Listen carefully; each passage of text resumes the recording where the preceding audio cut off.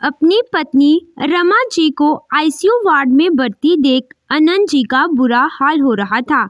उनकी आंखों से लगातार आंसू बह रहे थे। तभी आईसीयू वार्ड के दरवाजे के शीशे से एक टक देखते अपनी रमा को अचानक आनंद जी बेहोश होकर गिर पड़े। अपने ससुर के गिरने की आवाज से रीता की तंता टूटी और जोर से चिल्लाई, पापा जी बोलकर दौड़कर उनके लिए पानी की बोतल लाई और आनंद जी को 2 घुट पानी पिला कर उनकी पीठ थपथपाने लगी। पापा जी, आप ठीक तो है ना? बहुत देर बाद आनंद जी बोले, हाँ बेटा, पता नहीं कैसे। रीता ने अपने कंधे का सहारा दिया और पास पड़ी बेंच पर बिठाया और दौड़कर आनंद जी के लिए चाय बिस्कुट लेकर आई।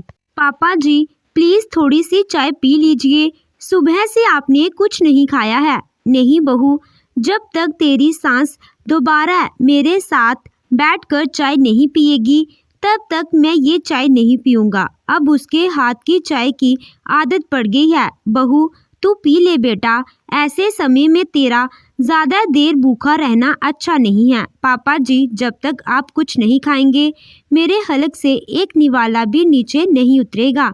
मिस्टर आनंद जी, यहाँ साइन कर दीजिए। हमें जल्द से जल्द रमा जी का ऑपरेशन करना पड़ेगा, खून बहुत ज़्यादा बह गया है। हाँ डॉक्टर साहब। रीता ने नम आंखों से डॉक्टर के हाथ से वह पेपर लिए और अपने ससुर जी की तरफ आगे बढ़ा दिए। साइन करते वक्त आनंद जी के हाथ थर थर कांप रहे थे। उनके मन में अपनी रमा जी को खोने का डर उन्हें खाया जा रहा था।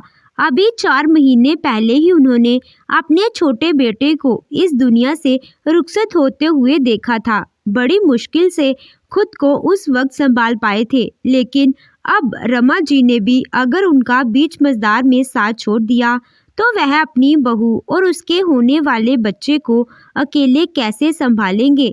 आप जल्द से जल्द पैसों का इंतजाम कीजिए, तब तक हम ऑपरेशन शुरू करते हैं। डॉक्टर मेहता आनंद जी के हाथ से उनके परमिशन पेपर लेकर चले गए। पापा जी, अब इतने पैसे कहाँ से आएंगे? मेरे पास जो था मैंने सब पहले ही इकट्ठा कर दिया है। आनंद जी ने अपनी बहू के सिर पर हाथ फेरा और नम आंखों से बोले, बेटा, तू हमारे साथ इस बुढ़ापे में हमारी हिम्मत बनकर खड़ी, क्या वह कम है? तूने जो हमारे लिए किया है वह एक सगा बेटा भी अपने माता पिता के लिए नहीं करता। तू चिंता मत कर, मैं पैसों का इंतजाम करता हूँ। आनंद जी ने वहाँ से दूर से जाकर बड़े बेटे बहू को फ़ोन किया। लगातार 2 बार रिंग बजने के बाद भी बेटे ने फ़ोन रिसीव नहीं किया। बहू को फ़ोन किया तो बेटे ने बहू का फ़ोन भी स्विच ऑफ कर दिया और बड़बड़ाता हुआ बोला, पता नहीं इन दोनों बूढ़े बुढ़ियों को कब मौत आएगी। सुनो, अगर दोबारा फ़ोन आए तो बोल देना कि हम ऑफिस के काम से विदेश गए हुए हैं। बेफालतू का एक नया खर्चा गिनाने लग जाएंगे। बेटा बहू दोनों के फ़ोन ना उठाने के बाद आनंद जी ने बड़ी हिम्मत करके बेटी को कॉल किया तो, पापा, आपको हम परेशान करने के अलावा और कोई काम नहीं है क्या? अभी अभी बच्चों के स्कूल के एडमिशन हुए हैं तो आपको पैसा कहाँ से दे दें? और प्लीज़ पापा, आप दोबारा फ़ोन मत करना, हमें भी 1000 काम होते हैं। अपने बेटे बहू और बेटी की बातें सुनकर आनंद जी के हाथ से फ़ोन छूट गया और वहीं रिसेप्शन के पास धम से बैठ गए। यह वही बेटे बहू हैं जो अपने लालच में तुरंत आनंद जी को फ़ोन मिला दिया करते थे और एक फ़ोन करते ही आनंद जी उनकी फरमाइश पूरी कर देते थे। आज उन्हें अपने बेटे बहू और बेटी की ज़रूरत पड़ी तो उन्होंने अपना उनसे मुँह बोल लिया। एक रमा जी थी जो अपने बेटे बहू से मिलने के लिए इतनी आतुर रहती थी कि आनंद जी की भी बात नहीं सुनती थी। अभी 1 महीने पहले की ही बात है जब रमा जी अपने बेटे बहू और बेटी से मिलने जाने की जिद पर अड़ गई थी। आनंद जी ने उन्हें बहुत रोकना चाहा, लेकिन उन्होंने उनकी एक ना सुनी। ना जाने कितने गिफ्ट्स अपनी सबके लिए लेकर जाते थे। आनंद जी कुछ कहते तो उन्हें भी फटकार देती। अरे आप चुप करके बैठिए, आपको क्या? बेटा बहू बेटी दामाद सबके हिसाब से गिफ्ट लेना कितना मुश्किल काम है। सब खरीद कर लाई हूँ, अब शांति से पैक करने दो, और कुछ रह गया तो मेरी मेहनत बेकार हो जाएगी। अरे बागेबान, यही तो बोल रहा हूँ, सब जगह सब मिलता है, या फिर ऑनलाइन ऑर्डर किया जा सकता है। फिर क्यों बजट बढ़ाना। बच्चों से मिलने की खुशी में रमा जी बोहरा गई थी। आनंद जी और रमा जी दोनों पति पत्नी किंग थे। दोनों घर ऑफिस के बीच भाग दौड़ में अपनी जिंदगी जीना भूल गए। बच्चों की पढ़ाई और करियर के लिए पैसे जुटाने में अपनी ख्वाहिशों के बारे में सोचने का समय ही नहीं मिला। फिर भी दोनों बहुत संतुष्ट हैं कि बच्चे लायक बन गए हैं। बड़ा बेटा नकुल बैंक में मैनेजर है, तो बहू रॉबी डॉक्टर, बेटी कृति ITI प्रोफेशनल है, दामाद प्रदीप CA। तीनों बच्चे अच्छी पोस्ट पर हैं, अपने परिवार के साथ एक सामान्य जीवन बिता रहे हैं। आनंद जी का छोटा बेटा उनके साथ गांव में ही रहता था। उसे भी अच्छे विदेश से नौकरी के ऑफर आए, लेकिन वह अपने माता पिता को लेकर छोड़कर नहीं जाना चाहता था। इसीलिए वह उसी शहर में रहकर एक कंपनी में नौकरी करने लगा था। हरा भरा फूलों से महकता कोई भी बगीचा हो, उसके पीछे भी एक अनुमति माली का हाथ होता है। आनंद जी और रमा जी अपने परिवार रूपी बगीचे के वही बागवान हैं। दोनों की पैकिंग पूरी हो गई। दोनों ने पहले बेटे के पास बेंगलुरु, फिर बेटी के पास पुणे जाने का प्रोग्राम बनाया। आनंद जी और रमा जी बेंगलुरु पहुंचे तो एयरपोर्ट पर कोई लेने नहीं आया, लेकिन उन्हें बिल्कुल बुरा नहीं लगा। मेट्रो सिटीज की लाइफ वह जानते थे। लेकिन जब वह बेटे बहू के घर पहुंचे और कुछ दिन रहे तो उन्होंने देखा बेटा बहुत व्यस्त है और बिल्कुल न्यूट्रल व्यवहार कर रहे थे। रमा जी ने जाकर अपने पोते को संभाल लिया था। बस उसी के साथ पूरा दिन लगी रहती, कभी उसका खाना बनाना, कभी उसको नहलाना। जाते ही बहू ने अपनी सास को आया बना दिया था। बेटे बहू के चेहरे पर अपने माता पिता के आने की कोई खुशी नहीं दिख रही थी। दोनों पति पत्नी इंतजार करते कि बेटा बहू शाम को अपनी जॉब से आकर पूछे कि मम्मी पापा आप कैसे हैं। छुट्टी वाले दिन भी बेटा बहू घूमने बाहर निकल जाते और आनंद जी और रमा जी से एक बार भी नहीं बोलते कि आप लोग भी हमारे साथ बाहर घूमने चलिए। कुल मिलाकर उन्हें महसूस होने लगा कि उनके रहने ना रहने से किसी को कोई फर्क नहीं पड़ता, लेकिन फिर भी वह अपने उस नन्हे से पोते के साथ खुश रहते। एक दिन बहू को कहते सुना, यहाँ किसी के मेहमानों के ठहरने का सवाल ही नहीं होता। इतना छोटा सा तो घर है, हम ही अच्छे से एडजस्ट भी नहीं कर पा रहे हैं, ऊपर से ये आकर बैठ गए। ये सुनकर आनंद जी को बहुत बड़ा झटका लगा। जिस बेटे को पढ़ाने के लिए आनंद जी ने जो लोन लिया था वह कैसे चुकता कर रहे थे वही जानते थे। रिटायरमेंट के बाद भी एक इंस्टीट्यूशन में अकाउंट्स का काम देखते ताकि लोन का बोझ कम हो। बूंद बूंद से गड़ा बढ़ता है ताकि थोड़ा थोड़ा चुकता करता जाए और जो कर्ज का भार उन पर है वह हल्का तो होता जाए। आनंद जी और रमा जी के पास एक बड़ी सी कोठी है और एक पास में मकान भी जो उन्होंने किराए पर उठा रखा है। उनकी सबसे छोटी विधवा बहू भी नौकरी करती है। पेंशन और भाड़े से उनका गुजारा हो जाता है। बहू से वो उसकी कमाई का एक पैसा भी नहीं लेते। इस बार तो खुद बहू बेटे ने उन्हें यहाँ जिद करके बुलाया था, क्योंकि उनका बेटा अभी 3 महीने का था और उन्हें खाने पीने की बजाय ज़्यादा तकलीफ हो रही थी। कभी कभी बहू की 24 घंटे ड्यूटी भी लग जाती थी और बहू तो बिल्कुल ही काम में अनाड़ी, जैसे कि बाहर हॉस्टल में रहने वाली लड़कियों का होता है। पढ़ाई में व्यस्त रहने की वजह से घरेलू काम धंधा नहीं सीख पाती। माता पिता के रहने पर सजना की भी मदद हो जाएगी।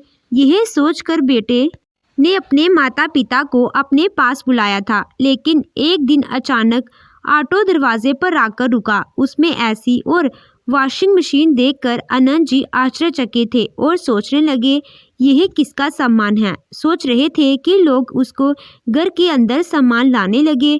पीछे से बेटा भी अपनी मोटरसाइकिल से आ गया।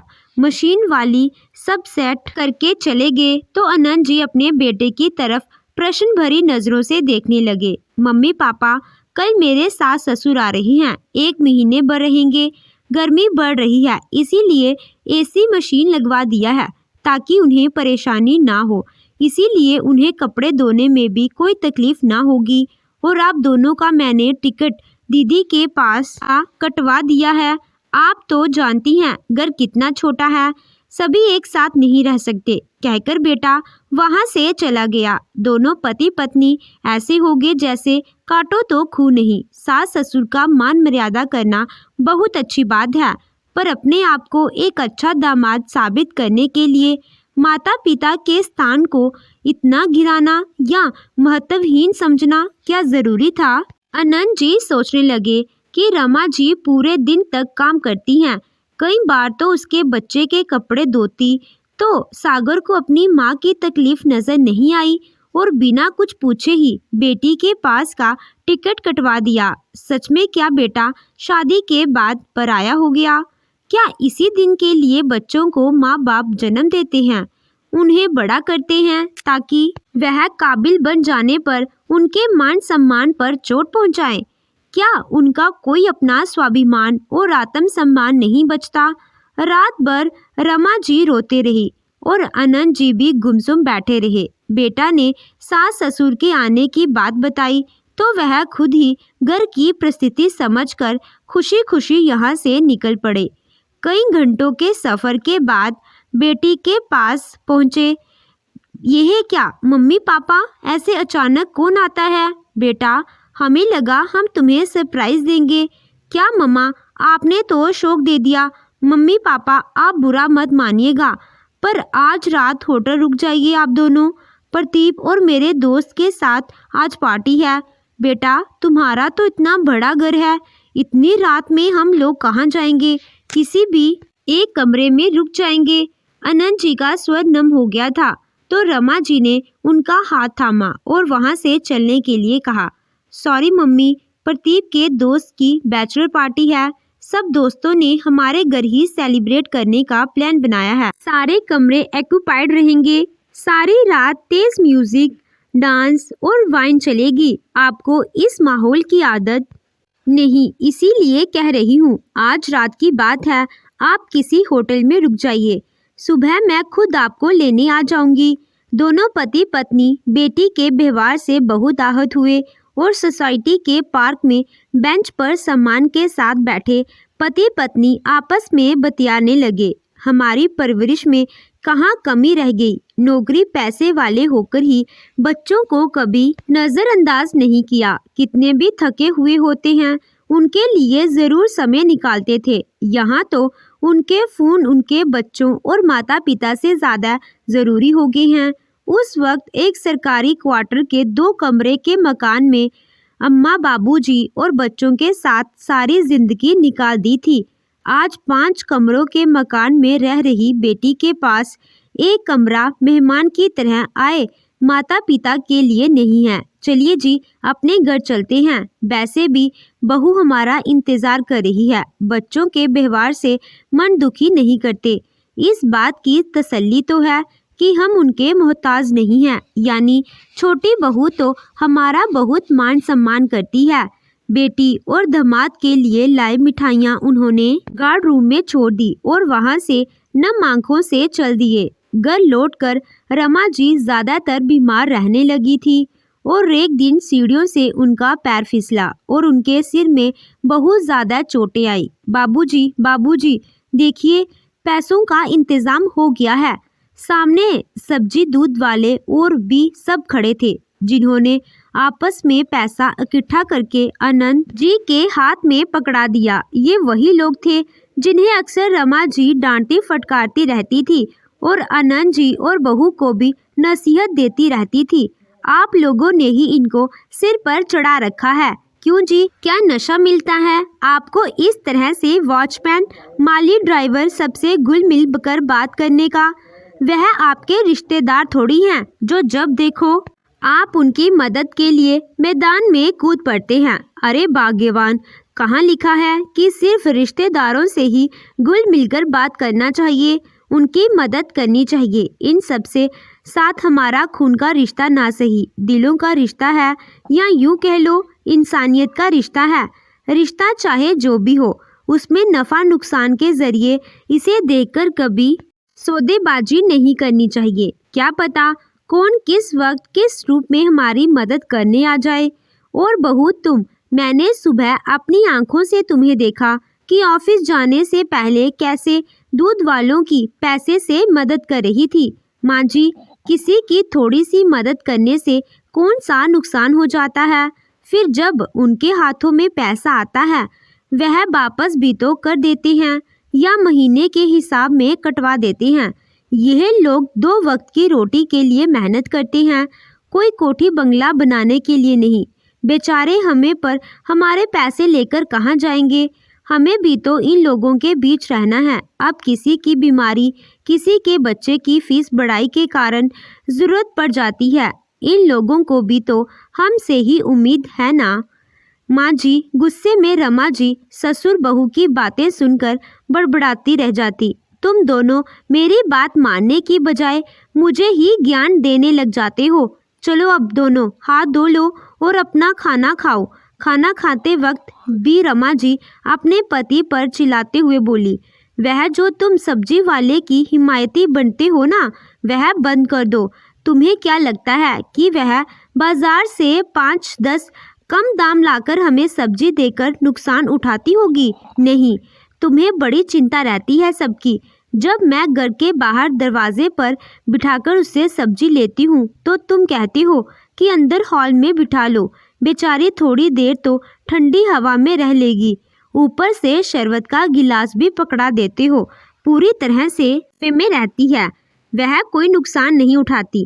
कहकर रमा जी आनंद जी और अपनी बहू को बड़ी बड़ी आंखें दिखाने लगी तो दोनों ससुर बहू हंस पड़े और फिर सोने चले गए। अगले दिन आनंद जी और उनकी बहू अपने अपने काम से बाहर निकल गए। सब्जी बेचने वाली आज थोड़ी देर से आई। उसने बाहर से बड़ी आवाज लगाई पर कोई आहट ना पाकर वह अंदर हॉल तक चली गई। उसने देखा रमा जी बेहोशी की हालत में पड़ी थी और बहुत खून निकल रहा था। वह एक नज़र सब्जी की टोकरी को देखती तो दूसरी नज़र रमा जी को। अगर सब्जी लेकर बेचने नहीं गई तो शायद आज रात को उसके बच्चों के नसीब में भोजन भी नहीं होगा। लेकिन वह रमा जी को छोड़कर चली जाती है तो इंसान का इंसानियत से भरोसा उठ जाएगा।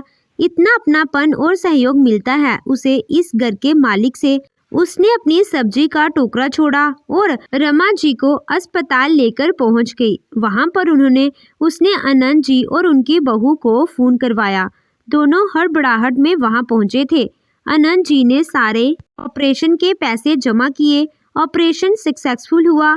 रमा जी ने जब अपने सामने इतने सारे लोगों को देखा, दूध वाला कहीं, ड्राइवर कहीं तो कहीं सब्जी वाला, तो उनकी आंखें नम हो गई।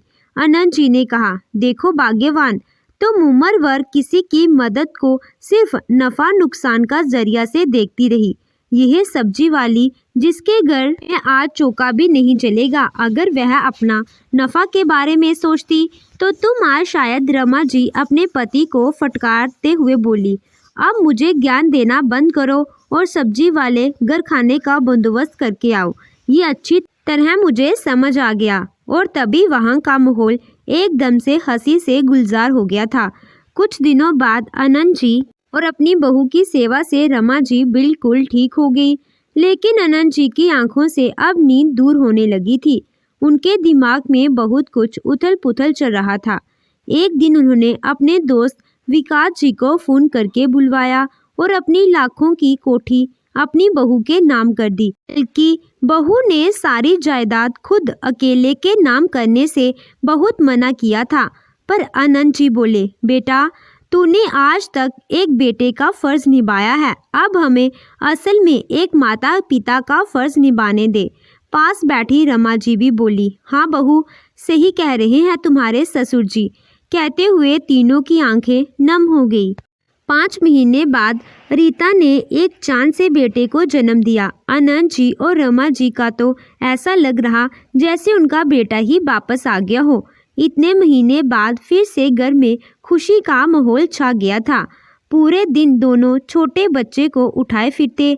अभी अभी घर में खुशियों ने दस्तक दी ही थी कि जैसे ही बेटी और बड़े बेटे बहू को जायदाद का पता चला, तीनों के तीनों एक दिन गरा धमके। अपने लालची बच्चों को अपने घर में देख आनंद जी का गुस्सा सातवें आसमान पर चढ़ गया और गुस्से में बोले, यहाँ क्या लेने आए हो अब तुम? आनंद जी की कड़क लहजे की आवाज़ सुनकर बेटी बड़े नम आंखों से बोली, पापा यह क्या किया आपने? सारी जायदाद अकेली रीता भाभी के नाम कर दी, बाकी बच्चों का क्या? अरे शादी के 6 महीने बाद ही वह आपके बेटे को खा गई, फिर भी इस विधवा कर्मजली पर सारा प्यार लुटाया जा रहा है। रमा जी ने बेटे की बातें सुनकर गुस्से में 2 तमाचे उसके गाल पर जड़ दिए। खबरदार, अगर एक शब्द भी अपनी गंदी जुबान से मेरी बहू के बारे में कहा तो। अरे शर्म आती है मुझे तुम लोगों को अपने बेटा और बेटी कहते हुए। अरे बेटी तो ये है जिसके आगे अपनी पूरी जिंदगी पड़ी थी। यह दोबारा एक नई शुरुआत कर सकती थी, लेकिन उसने हम बूढ़ों को एक पल के लिए भी अकेला नहीं छोड़ा। मुझे गर्व है अपनी बहू पर। काश मैंने इसे अपनी कोख से जन्म दिया होता। निकल जाओ तुम यहाँ से, वरना तुम लोग मेरा वो रूप देखोगे जो तूने आज तक नहीं देखा होगा। और हाँ, हमारे मरने के बाद हमारी अर्थी को कंधा देने का अधिकार भी हम तुमसे छीनते हैं। अपने माता पिता की बातें सुनकर तीनों जने वहां से शर्मिंदा होकर चले गए। तो रमा जी ने अपनी बहू को गले से लगा लिया। आनंद जी ने भी बहू के सिर पर हाथ फेर दिया। तो दोस्तों, आपको ये कहानी कैसी लगी कमेंट कर ज़रूर बताइएगा। कहानी अच्छी लगी हो तो वीडियो को लाइक कीजिएगा। चैनल पे नए हो तो चैनल को सब्सक्राइब कीजिएगा। Thank you.